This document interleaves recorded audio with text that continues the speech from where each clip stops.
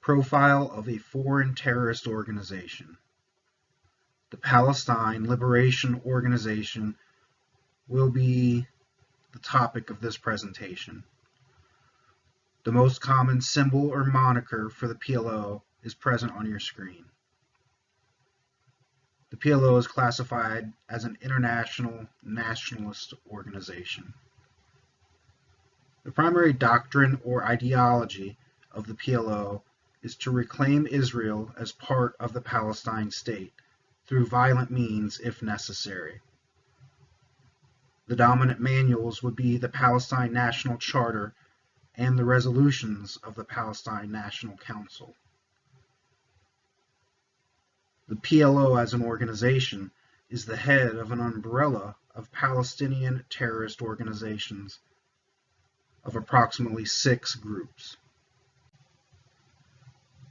As we'll hear going through the presentation, the base of operations for the PLO has shifted over time, mainly as it relates to where the leader of the organization is at that moment. The primary area of operation would be the lands of Israel, not part of Palestine or the West Bank of Gaza. Founded in 1964 out of the first Arab Summit in Cairo, headed by Ahmed Shakiri, the organization had peaceful beginnings, but that quickly changed once Yasser Arafat became the head of the organization at the end of 1968. In 1958, Arafat and some associates founded Al-Fatah, an underground network that advocated armed resistance against Israel. By the mid-1960s, the group had congealed enough that Arafat left Kuwait, becoming a full-time revolutionary, staging raids into Israel. The year 1964 was pivotal for Arafat, marking the foundation of the Palestine Liberation Organization, which brought together a number of groups working toward a free Palestinian state. 3 years later, the Six-Day War erupted, with Israel pitted against the Arab states. Once again, Israel prevailed, and in the aftermath, Arafat's Fatah gained control of the PLO when he became the chairman of the PLO Executive Committee in 1969. Palestine, as well as most other Arab nations, resented and wanted back the land of Israel that was taken from them by the UN. Terroristic events were the specialty of the PLO. Most were small events directed at Israel in an attempt to force them off the land Palestine thought to be theirs. Moving operations to Jordan, Arafat continued to develop the PLO. Eventually expelled by King Hussein, Arafat moved the PLO to Lebanon. PLO-driven bombings, shootings, and assassinations against Israel and its concerns were commonplace events, both locally and regionally, notably with the 1972 murder of Israeli athletes at the Munich Olympic Games. The PLO was driven out of Lebanon in the early 1980s, and Arafat soon after launched the Intifada, or Tremor, protest against local Israeli occupation of the West Bank and Gaza Strip. The Intifada was marked by continual violence in the streets with Israeli retaliation. The year 1988 marked a change for Arafat and the PLO, when Arafat gave a speech at the United Nations declaring that all involved parties could live together in peace.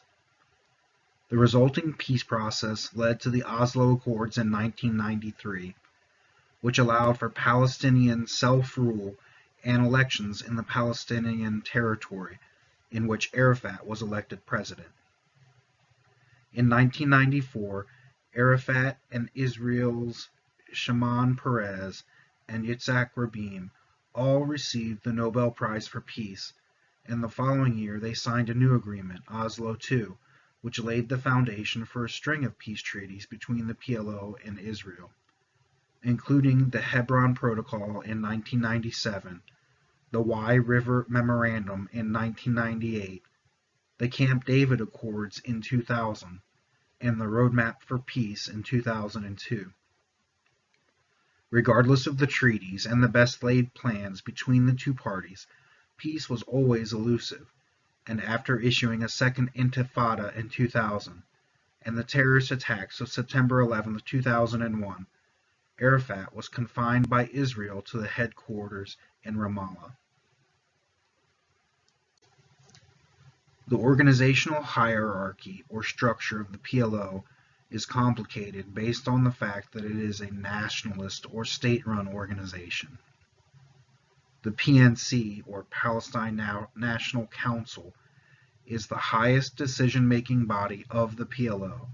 It is considered to be the parliament of all Palestinians inside and outside of the occupied Palestinian territory, including Jerusalem.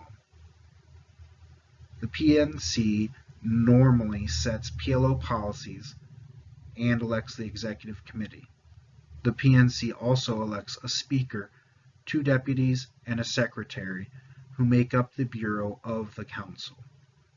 The composition of the PNC represents all sectors of the Palestinian community worldwide and includes numerous organizations of the resistance movement, political parties, popular organizations, and independent personalities and figures from all sectors of life, including intellectuals, religious leaders, and businessmen.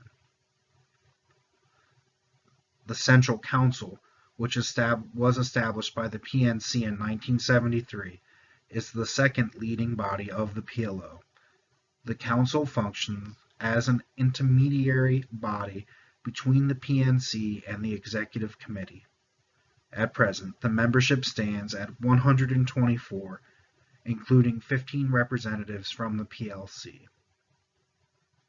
The Executive Committee is the daily leading body of the PLO, and it represents the organization at the international level.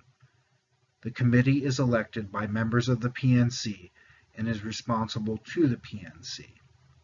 Its main function is to execute the policies and decisions set out by the PNC and the Central Council.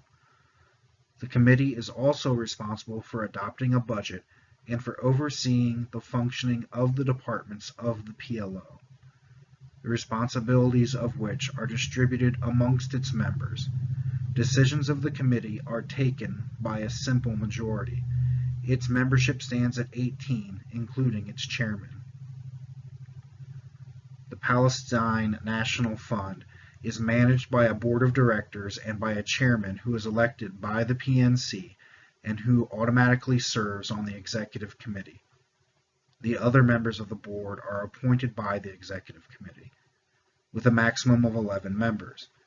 Revenues for the fund come from 2 sources: a fixed tax on the wages earned by all Palestinians living in Arab countries and collected by those respective governments, and from financial contributions by Arab governments and peoples, an amount that in the past was very substantial. The Palestine Liberation Army, PLA, was established as the official military branch of the PLO in 1964, in accordance with the resolutions of the First Palestinian Conference. At that time, 3 brigades were established: Ain Jalut in Gaza and Egypt, Qadisiyah in Iraq, and Haytin in Syria. In practice, those brigades were dominated by the general command of the armed forces of their respective host countries.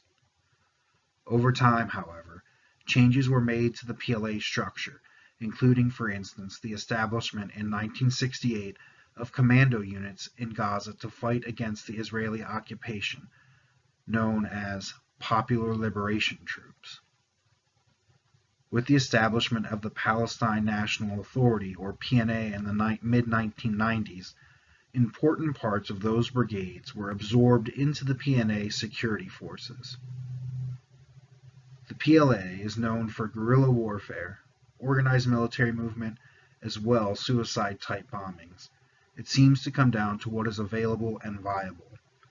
The primary target was Israel and any other nations that opposed their viewpoint. As far as weapons and skills, guerrilla warfare and any or all weapons available or manufacturable were used. There was not a preferred delivery method. It was all about what was reasonable. The Palestine Liberation Army consists of volunteer soldiers of Muslim descent dedicated to protecting the Muslim way of life, as well driving Israel off of Palestinian land. Typically, indoctrination begins in adolescence, and the soldiers can be drawn from many countries throughout the region. The primary propaganda technique employed to gain traction, sympathy, and funding was to make various peace treaties and ceasefires with zero intent of actually stopping the violence. The effects of the treaties brought in aid from foreign countries to assist those suffering in Palestine. There are also a number of instances where frozen assets were returned to the PLO as a result of the various treaties. Propaganda was also heavily used in recruiting efforts. In September of 1972, 11 Israeli Olympic wrestlers were taken hostage from their hotel at the Munich Olympic Games. Automatic rifles and grenades were the primary weapons used by the hostage takers. The planning involved would have required surveillance so that they could identify where the wrestlers were. As well, they would have to plan transportation to the event. Funding that would have been required would have been transportation to bring the attackers to the Olympics, as well as any training that they went through to prepare. As far as casualties, 11 Israeli Olympic wrestlers were killed, 2 German police, and 5 of the terrorists. The intended impact was to get Israel to return the land given to them by the UN back to the PLO. Worldwide primetime news coverage was given to the event. Black September, which is part of the umbrella of groups related to the PLO, claimed responsibility. There were a total of 8 terrorists involved. All 8 were members of Black September, a terrorist group affiliated with the PLO. All were male and in their late 20s to early 30s. There was first a standoff with the German police at the complex where the hostages were being held. Through negotiations, they moved to the airport via helicopter, where Black September expected 2 planes to fly them and the hostages to Cairo, Egypt. At the airport, the final standoff took place. 1 police officer and 5 of the terrorists were killed, as well the last of the 5 hostages. There wasn't much coordination involved in the event. Based on the quick turn of events, it seems that the only response was from the local German police. The event started at around 4:30 a.m. on September 4th and was over by midnight the same day. Germany would have been responsible for any trial. However, the 2 surviving terrorists were released by the German government as a part of a ransom settlement to prevent Black September from bombing 2 Lufthansa airplanes 2 months after the event.